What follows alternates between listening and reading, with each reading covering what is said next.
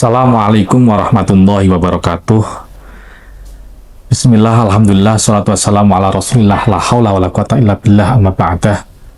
Sahabat religi kantor Kementerian Agama Kota Kediri yang dirahmati Allah SWT, menyikapi pertanyaan dari teman-teman yang di sosial media terkait dengan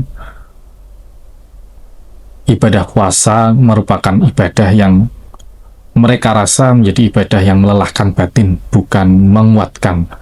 Ini satu pertanyaan yang khas dari teman-teman Gen Z sekarang. Saya pikir sangat wajar sekali, karena kita memang masih berproses, masih belajar. Maka bagaimana sih sebenarnya memaknai puasa itu sebagai ibadah yang menguatkan batin, bukan melelahkan? Kalau kemudian kita kaji dari dasar hukum perintah puasa itu sendiri, Allah SWT berfirman dalam surah Al-Baqarah ayat 183, Ya ayyuhalladzina amanu kutiba alaikumusiyam kama kutiba alal ladzina min qablikum la'allakum tattaqun. Kalau kemudian kita cermati dari ayat ini, tentu kita akan faham bahwa tujuan dari perintah berpuasa itu adalah la'allakum tattaqun, agar menjadikan diri kita itu pribadi yang bertakwa. Persoalannya adalah memaknai pribadi yang bertakwa itu seperti apa. Ternyata memaknai pribadi yang bertakwa itu tidak hanya sekedar faham secara teori, tetapi juga mampu mengimplikasikannya ke dalam setiap aspek ibadah kita, yang itu diwujudkan dengan munculnya kekuatan batiniah dalam mengendalikan syahwat kita, mengendalikan nafsu kita, mengendalikan emosi, mengendalikan pikiran kita dari hal-hal yang tidak baik, mengendalikan mulut kita dari mengucapkan perkataan-perkataan yang tidak pantas, mengendalikan fisik kita dari berperilaku yang tidak baik. Sehingga dari ayat ini saja, maka ketika kita kemudian berpuasa, maka outputnya atau tujuannya adalah kita mampu menjadi pribadi yang lebih mampu mengontrol diri kita, baik secara fisik maupun secara emosi. Lantas, kalau kemudian dikaitkan apakah puasa itu mampu dijadikan untuk pengontrol emosi, pengontrol syahwat, pengontrol nafsu, ternyata Rasulullah Shallallahu Alaihi Wasallam pernah bersabda, Ya ma'asyarus sabab, man istata'a minkum al-ba'ata falyatazawwaj, walam yastati' fa'alaihi bisawm, fa'innahu lahu wija'. Hadis ini muncul ketika kemudian ada problem di mana pemuda zaman dahulu itu, istilah orang Jawanya, kemerungsung ingin menikah. Maka ketika kemudian mereka ingin menikah, ya sudah, kalau memang mampu menikahlah. Tapi ketika kamu tidak mampu, maka berpuasa. Ada hal yang menarik dari perkataan Rasulullah Sallallahu Alaihi Wasallam. Di antara sekian banyak ibadah untuk kemudian mengontrol nafsu kita, kenapa yang diperintahkan adalah puasa? Berarti bisa menjadi pengingat bahwa ternyata puasa itu mampu menjadi ibadah yang diharapkan bisa mengontrol nafsu kita. Fa'innahu lahu wija'un, karena di dalam puasa ada perisai bagi kita semua. Logikanya seperti ini. Teman-teman ketika kemudian berpuasa, pasti ketika kemudian mau berkata sesuatu yang tidak pantas, tiba-tiba, oh, ternyata saya masih puasa, ada kontrol di situ. Teman-teman ketika berpuasa, tiba-tiba memikirkan hal-hal yang tidak baik, oh, ada kontrol, saya sedang berpuasa, kenapa harus berpikiran yang jelek?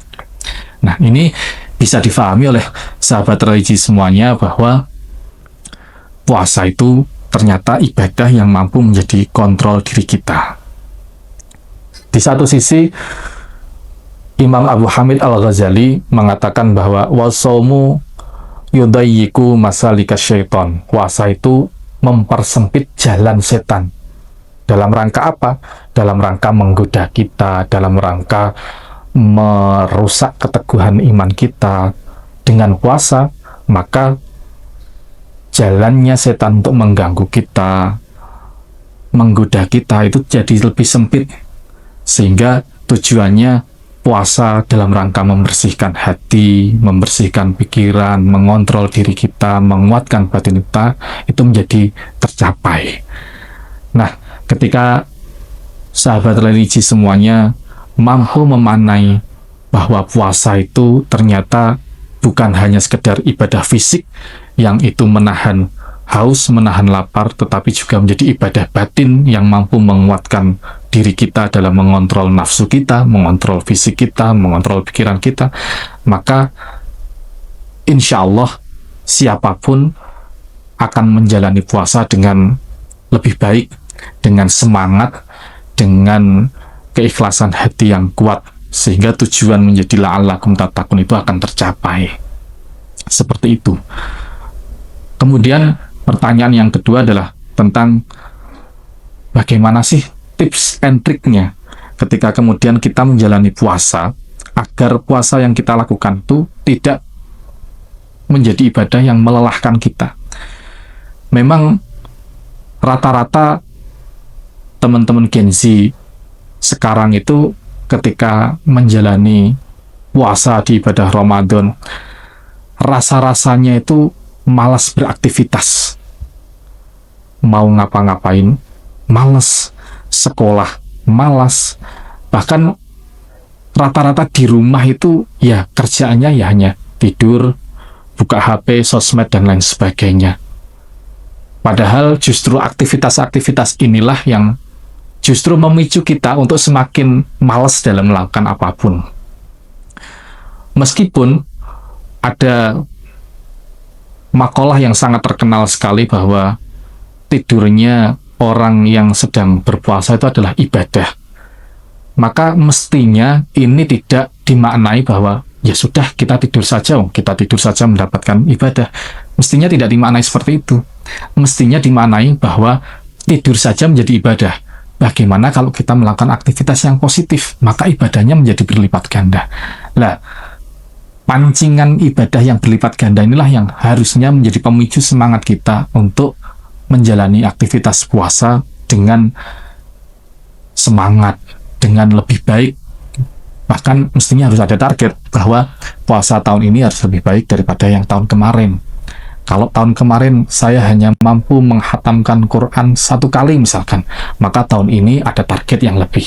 Saya harus mampu menghatamkan Quran 2 kali. Misalnya seperti itu. Tips and triknya bagaimana? Yang pertama tentu meluruskan niat. Kita tahu bahwa innamal a'malu binniyat. Setiap perkara itu bergantung pada niatnya. Maka kita harus memahami niat kita sesungguhnya berpuasa itu dalam rangka ibadah. Kita memahami niat kita bahwa puasa itu ibadah, sehingga kemudian efeknya adalah mulai kita selesai sahur sampai kemudian nanti berbuka puasa, semuanya menjadi sebuah rangkaian ibadah. Maka ketika dipahami seperti itu dengan niat yang benar, maka ini akan merubah mindset kita untuk menjadi hamba yang menjalani ibadah puasa dengan semangat. Yang pertama itu. Yang kedua tentu karena tadi dikatakan di awal bahwa puasa adalah ibadah yang mampu mengontrol nafsu, syahwat, dan lain sebagainya, maka tipsnya yang kedua adalah menjaga lisan dan anggota badan kita agar tidak terkuras energinya. Tetap beraktivitas, tetapi tidak lantas kemudian aktivitas yang menguras energi kita, sehingga kemudian setelah itu kita tinggal leha-leha tidur santai sampai maghrib, juga tidak baik.